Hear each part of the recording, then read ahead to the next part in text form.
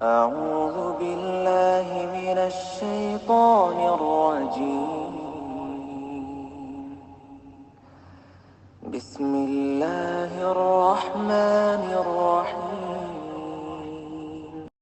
والذين كفروا وكذبوا بآياتنا أولئك أصحاب النار هم فيها خالدون. اعوذ باللہ من الشیطان الرجیم. بسم اللہ الرحمن الرحیم. سورہ بقرہ آیت نمبر 39. پہلے اس آیت کا ترجمہ دیکھتے ہیں. اور جو انکار کر کے ہماری آیتوں کو جھٹلائیں وہ جہنمی ہیں اور ہمیشہ اس میں رہیں گے. اب اس آیت کو سمجھنے سے پہلے ہم اس لفظ آیت کے معنی جان لیتے ہیں. آسان لفظوں میں آیت کا مطلب اللہ کی وہ نشانی جو کسی چیز کی طرف رہنمائی کرے. قرآن میں یہ جو لفظ ہے آیت، اگر سنگل ہے تو آیت اور پلورل فارم میں تو آیات. یہ آیت لفظ 4 الگ الگ معنوں میں استعمال کیا گیا ہے. جیسے کہیں اس کے معنی صرف نشانی کے ہیں، تو کہیں کائنات کی نشانیوں کو آیات کہا گیا ہے. کیونکہ غور کریں تو کائنات میں بہت کچھ ایسا ہے جو ظاہری پردے کے پیچھے چھپی ہوئی معجزوں کا احساس کراتا ہے. جیسے ہم دیکھیں کس طرح دھیرے دھیرے اللہ تعالیٰ دن کو رات میں اور رات میں بدل دیتے ہیں. ہم دیکھیں وہی ایک گائے، اسی کے پیٹ سے گوبر بھی نکلتا ہے اور اسی کے پیٹ سے صاف شفاف دودھ بھی نکلتا ہے. کیسے ایک درخت سے اللہ تعالیٰ آم اگاتے ہیں اور پھر وہ گٹھلی جو بے جان ہوتی ہے اسے واپس زمین میں ڈال دیا جائے تو وہ پھر زندہ پیڑ بن جاتی ہے. اور بھی نہ جانے ایسی کتنی نشانیاں ہیں ہماری کائنات کے اندر کہ انہیں اگر ہم غور کریں تو وہ معجزے سے کم نہیں لگتی ہیں. یہ اور کچھ نہیں بلکہ اللہ ہی کی نشانیاں ہیں.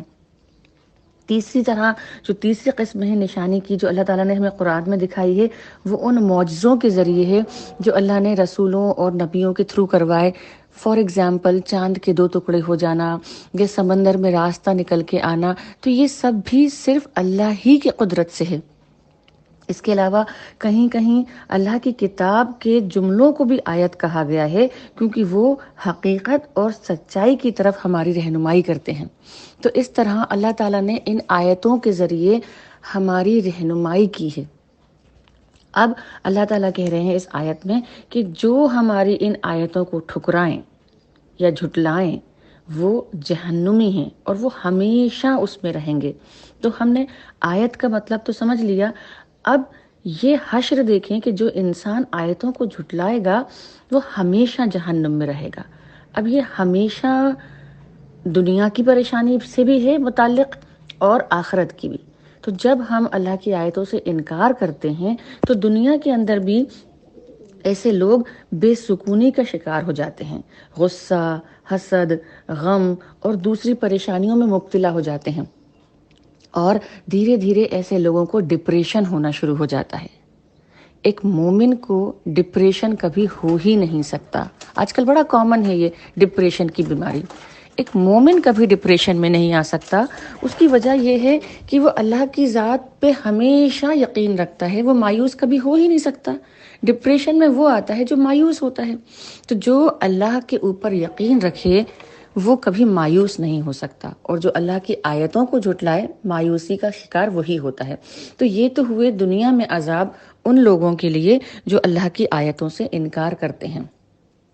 پھر آخرت میں بھی ایسے لوگوں کو یہ عذاب ہے کہ وہ مسلسل طور پر جہنم میں رہیں گے.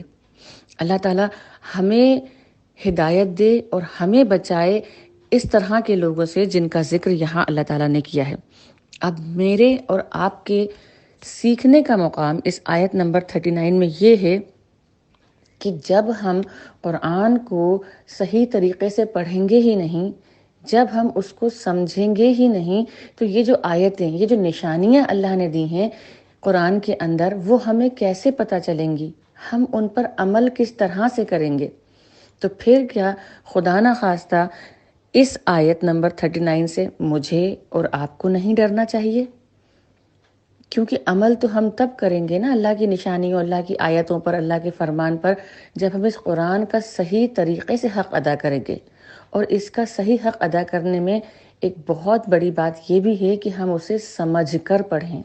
تو کیا میں اور آپ قرآن کو گہرائی سے سمجھ کر پڑھ رہے ہیں؟ مجھے اور آپ کو اس پر غور کرنا چاہیے۔ السلام علیکم ورحمۃ اللہ وبرکاتہ۔